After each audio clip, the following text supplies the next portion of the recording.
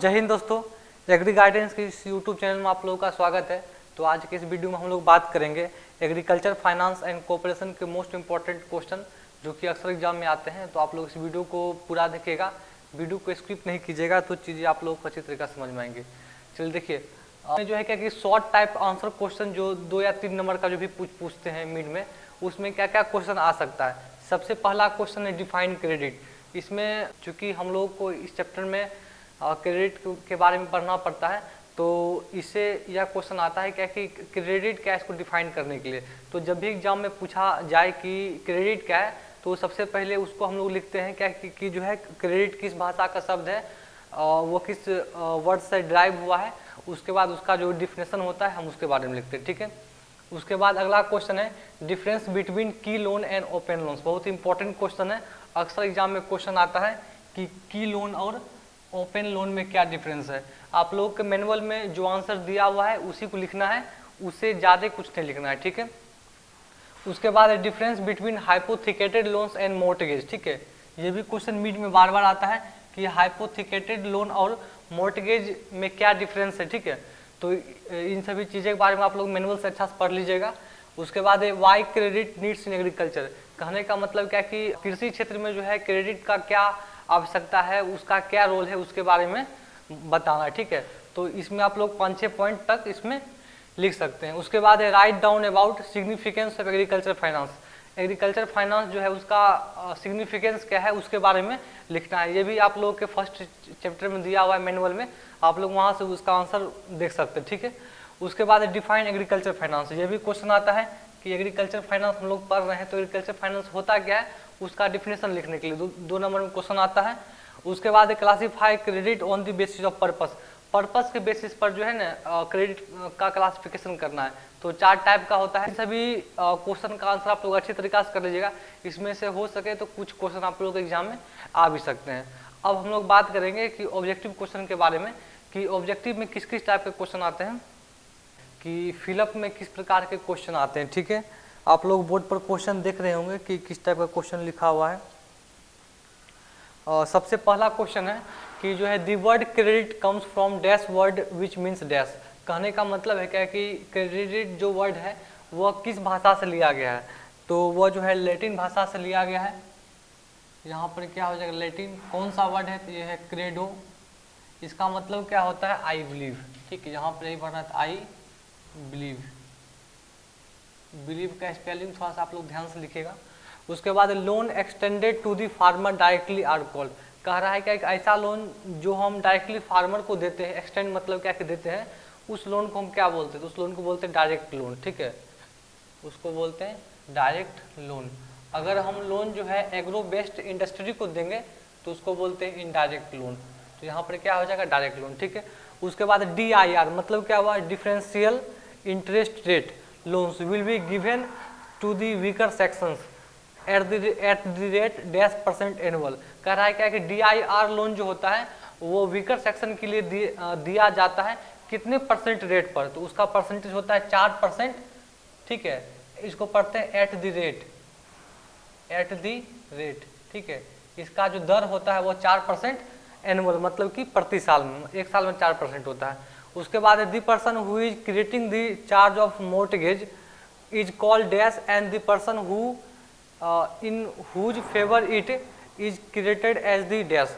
इसमें बोल रहा है जैसे क्या कि आप लोग किताब में पढ़े होंगे कि मोर्टगेज लोन क्या होता है। तो हमारे पास जो भी इमूवेबल प्रॉपर्टी होता है, जैसे क्या कि जमीन हो गया, फार्म बिल्डिंग्स हो गया, तो जब हम उसको हम सिक्योरिटी के तौर पर रख के जब हम लोन लेते हैं तो उसको बोलते हैं मोर्टगेज लोन। ठीक है, तो इसमें पूछ रहा है क्या कि जो आदमी लोन लेगा है ना, the person who is creating the charge of mortgage, जो आदमी जो है मोर्टगेज का चार्ज लेगा उसको हम क्या बोलेंगे। ठीक है, और जो मोर्टगेज का चार्ज देगा मतलब जो हमको लोन देगा, जो फार्मर को लोन देगा उसको हम क्या बोलेंगे। देखिए इसमें आप कुछ नहीं याद करना है, जो आदमी लोन लेगा इसमें देखिए यहाँ तक दोनों में सेम है। ठीक है, तो पहले हम लिखते हैं यहाँ तक दोनों में सेम है, यानी कि MORTGAG।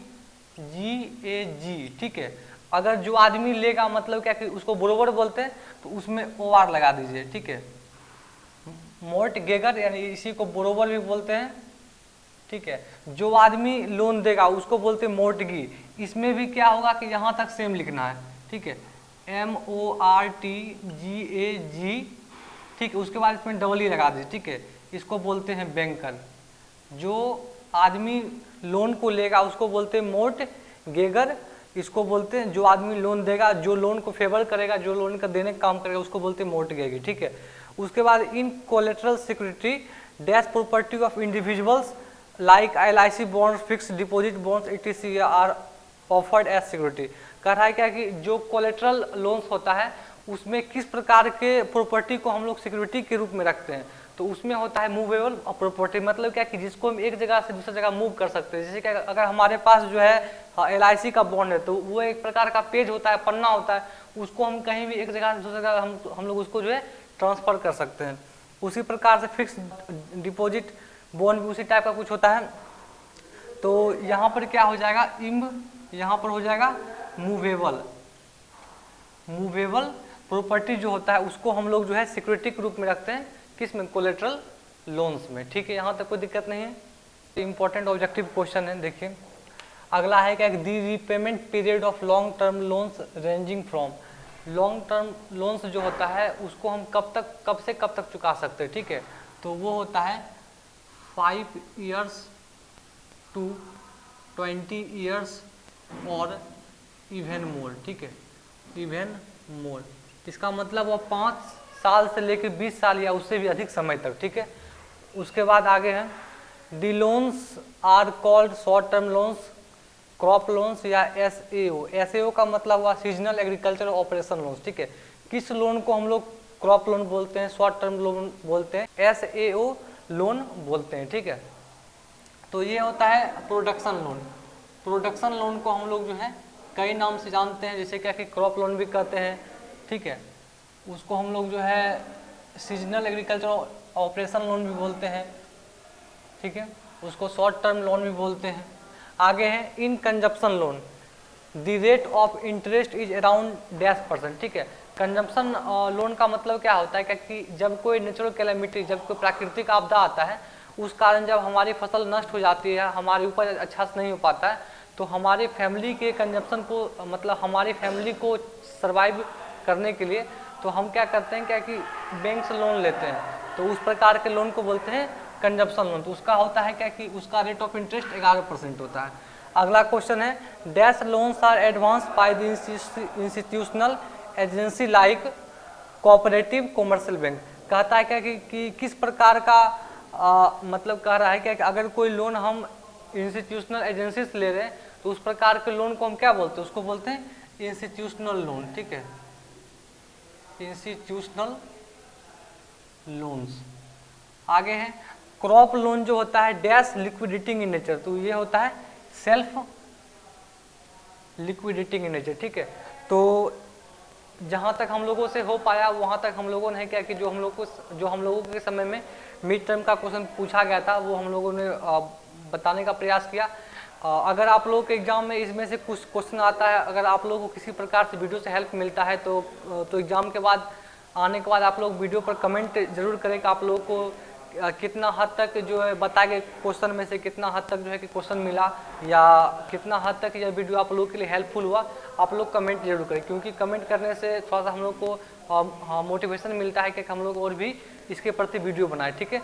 तो कल के एग्जाम के लिए आप लोगों को बेस्ट ऑफ लक, धन्यवाद।